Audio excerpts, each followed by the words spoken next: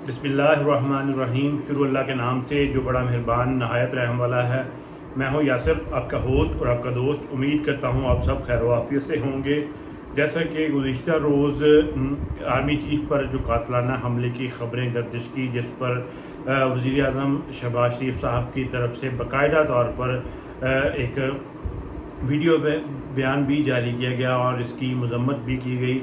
अब जो है इसके मास्टरमाइंड के बारे में ख़बरें जो है वो गर्दिश कर रही हैं। इस हवाले से तफसीली आपसे डिटेल शेयर करूंगा। और इस वक्त जो हुकूमत है वो अपनी मौत आप मर रही है, क्योंकि जो इस वक्त इत्तेहाद है PDM का वो किस तरह से टूट रहा है, इस हवाले से तफसीली गुफ्तगू करूँगा। और साथ साथ आले शरीफ के हवाले से जो है वो एक अच्छी खबर है कि आले शरीफ को जो इस वक्त बाकायदा तौर पर प्रॉपरली जो है वो क्लीन चिट मिल चुकी है। इस पर तफसीली गुफ्तगू करूँगा। अगर आपने मेरे चैनल को सब्सक्राइब नहीं किया तो बराए मेहरबानी चैनल को सब्सक्राइब कर लें और बेल आइकन को दबा दें ताकि हर आने वाली वीडियो आप तक पहले पहुंच सके।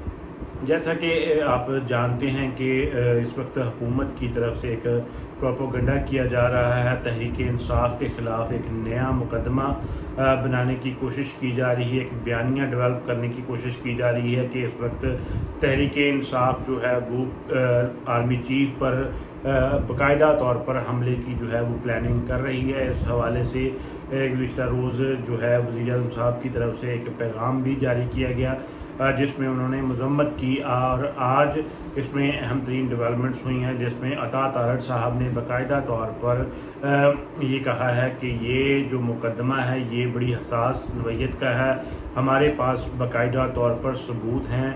एट अ टाइम जो है वज़ीर आज़म के साथ बहुत सारे जो अदारे हैं वो काम कर रहे होते हैं, लेकिन जब वक़्त आएगा तो ये तमाम तर सबूत पेश किए जाएंगे। ये उन्होंने इस मामले में कोई ऐसे ही बात नहीं कर दी। उन्होंने कहा ये बाकायदा तौर पर जो है वो मुकदमा भी चलेगा, इसमें गिरफ्तारियां भी होंगी और सज़ाएँ भी होंगी।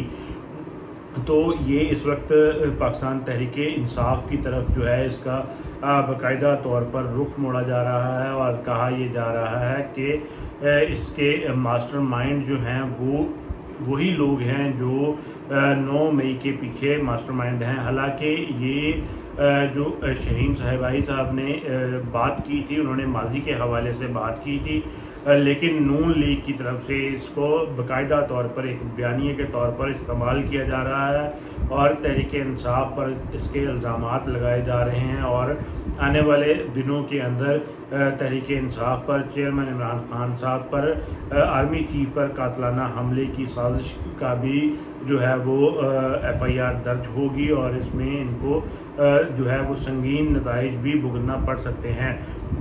इसके साथ साथ एक अहम तरीन जो डेवलपमेंट हुई है वो हुकूमती इत्तेहाद जो है वो PDM जो है वो 14 जमाती इत्तेहाद वो इस वक्त टूट रहा है, क्योंकि अब तमाम तर जमातों को अपने अपने तहफ़्फ़ुज़ात हैं। पहले KPK में नून लीग ने और पाकिस्तान पीपल्स पार्टी ने जो है वो एतराज़ उठाया कि वहाँ पर जो है वो गवर्नर राज लगा हुआ है, वहाँ पर हमारी कोई भी जो है बातें नहीं मानी जा रही।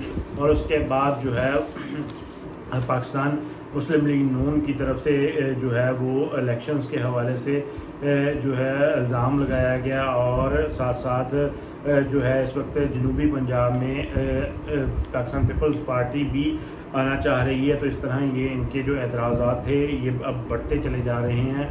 इसी असना में आज बाकायदा तौर पर मौलाना फजलुर रहमान साहब सामने आए हैं और उन्होंने मीडिया पर बहुत जो है वो PDM की गवर्नमेंट के ख़िलाफ़ बातें की हैं। उन्होंने इस बात से नाराज़गी का इजहार किया है कि जो दुबई में मुलाकातें हुई हैं वो उन मुलाकातों में PDM को एतमाद में नहीं लिया गया और ये भी उन्होंने कहा कि हम 2018 की जो गवर्नमेंट थी उसमें भी हिस्सा नहीं बनना चाहते थे और इस वक्त जो है हम जो रजीम चेंज का ऑपरेशन हुआ उसमें भी हम हिस्सा नहीं थे, लेकिन मजबूरी ये थी कि हमने अपोजिशन को मुत्तहिद रखना था, जिसकी वजह से हम इसमें शामिल हुए। और मौलवी हमदुल्ला साहब ने भी जो है वो एतराज़ात उठाए। उन्होंने कहा कि जो बजट है वो IMF की मर्ज़ी से बन रहा है। और इसके साथ साथ उन्होंने कहा कि इलेक्शंस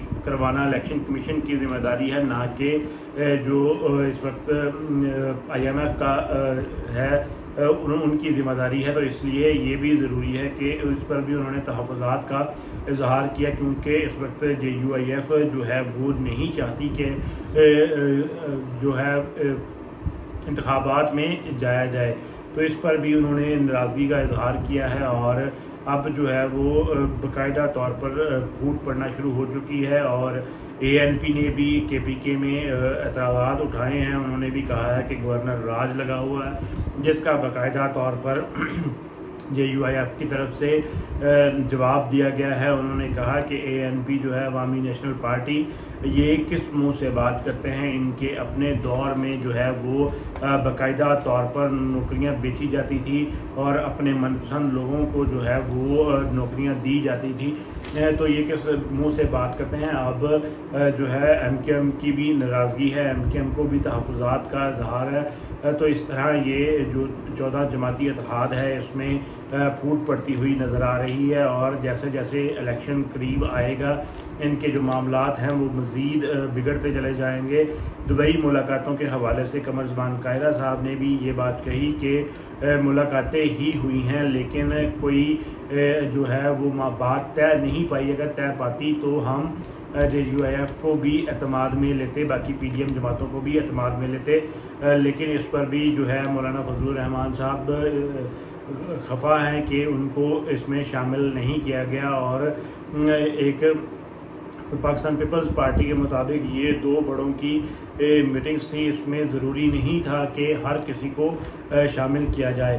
तो इस तरह ये और दुबई प्लान भी इस वक्त बाकायदा तौर पर फेल होता हुआ नज़र आ रहा है। दुबई प्लान फेल होने का सबूत ये है कि नवाज शरीफ साहब ने बाकायदा तौर पर जो सऊदीया से लंदन वापस जाना था, लेकिन अब वो फिर दुबई ही तशरीफ़ ला रहे हैं। वहाँ पर अहम तरीन मुलाकातें करेंगे। और इस वक्त जो दुबई प्लान का एजेंडा था कि केयर टेकर सेटअप कौन सा होगा और कौन सी सीट पर किसका बंदा आएगा, तो ये तमाम तर जो मामलात हैं वो इस वक्त कामयाब नहीं हुए।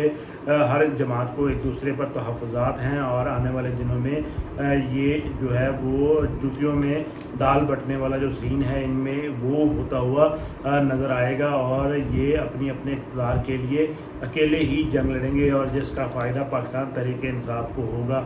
और इसके हवाले से इस वक्त मुल्क में जो है वो कोई भी अच्छी खबर नहीं आ रही। महंगाई का तूफ़ान जो है वो इस वक्त बिफरता हुआ नज़र आ रहा है। महंगाई रोज़ बरोज़ बढ़ती चली जा रही है और मुल्क को लोड शेडिंग का सामना है। इंडस्ट्रीज़ बंद होती चली जा रही हैं इसी असना में। लेकिन एक अच्छी खबर भी आई है, वो आले शरीफ के लिए है। आले शरीफ का जो मशहूर व मारूफ केस था मनी लॉन्ड्रिंग का केस, उसमें जिसमें इस केस में मकसूद चपड़ासी और डॉक्टर रिजवान साहब जिनकी अमवात हो चुकी हैं दिल के दौरे पड़ने पर, और इस पर इमरान खान साहब ने तहफ़्फ़ुज़ात का भी इजहार किया था कि जो अफसर भी इनसे हैंडल नहीं होता तो उसको एक ख़ास किस्म का केमिकल दिया जाता है जिससे कुछ दिन के अंदर अंदर ही उनका दिल बंद हो जाता है। ये वही जो है मशहूर मरूफ मनी लॉन्ड्रिंग का केस है। इसमें अब FIA ने जो है वो बाकायदा तौर पर सलमान शहबाज को क्लीन चिट दे दी है।